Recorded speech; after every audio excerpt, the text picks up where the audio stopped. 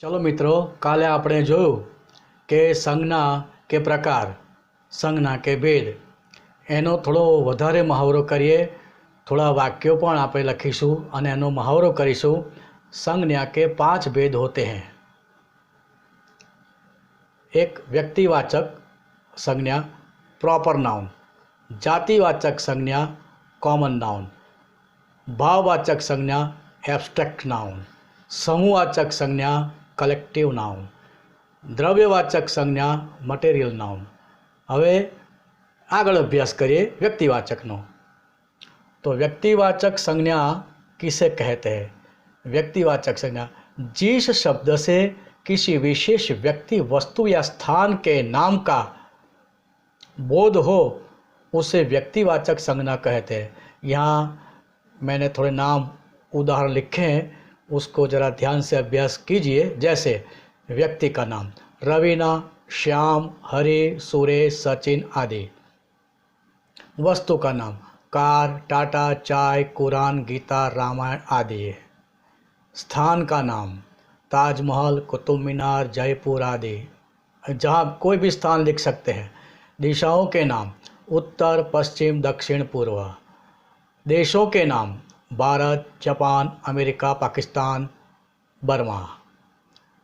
राष्ट्रीय जातियों भारतीय, रूसी, अमेरिकी. समुद्रों के नाम भूमध्य सागर, हिंद महासागर, प्रशांत महासागर. नदियों के नाम गंगा, ब्रह्मपुत्र, बोलगा, कृष्णा, कावेरी, सिंधु आदि. पर्वतों के नाम हिमाचल, विंध्याचल, अलकनंदा, कराकोरम. दिनों महीनों के नाम मई, अक्टूबर, जुलाई, सोमवार, मंगलवार. त्योहारों के नाम, उत्सव के नाम होली, दिवाली, रक्षाबंधन, विजयादशमी. अब संज्ञा ढूंढकर हम प्रकार लिखेंगे. इसमें भारत में कई पहाड़ हैं, तो भारत वो व्यक्तिवाचक में आएगा. पहाड़ वो जाति है, पहाड़ की जाति, कोई भी पहाड़ तो वो जातिवाचक कहलाएगा. बीजू लઈએ उदाहरण. राम किताब लाया. राम ये व्यक्तिवाचक थशे, किताब ये वस्तुની અંદર આવી ગયા એટલે जातिवाचक. આગળ જઈશું આપણે. जातिवाचक संज्ञा किसे कहते हैं? जिस शब्द से एक जाति के सभी प्राणियों अथवा वस्तुओं का बोध हो उसे जातिवाचक संज्ञा कहते हैं. अगले हमने देखा उदाहरण में किताब वाला. बच्चा, जानवर, नदी, अध्यापक, बाजार, गली, पहाड़, खिड़की, स्कूटर आदि शब्द एक ही प्रकार, प्राणी, वस्तु और स्थान का बोध करा रहे हैं, इसीलिए ये जातिवाचक संज्ञा है.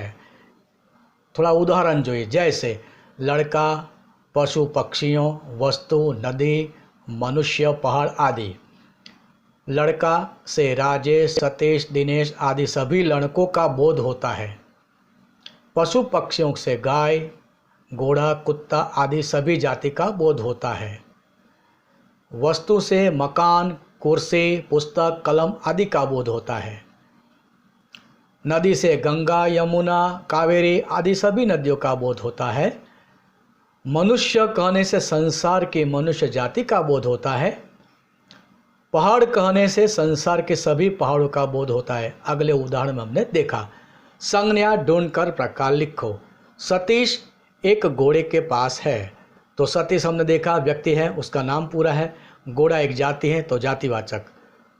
हर रोज किताब पढ़ना चाहिए, ये वस्तु है तो जातिवाचक संज्ञा होगी. आगे